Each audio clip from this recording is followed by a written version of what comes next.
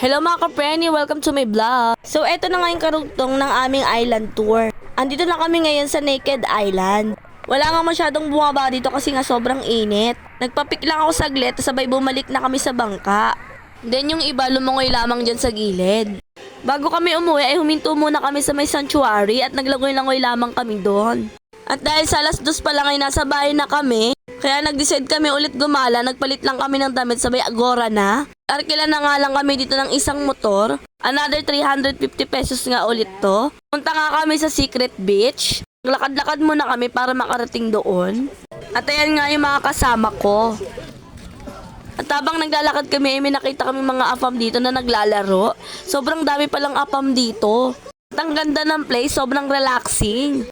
Then nagtry kami mag-kayak. For only 300 pesos, good for 1 hour na siya. Kaso yung mga kapreni nyo, tinaman.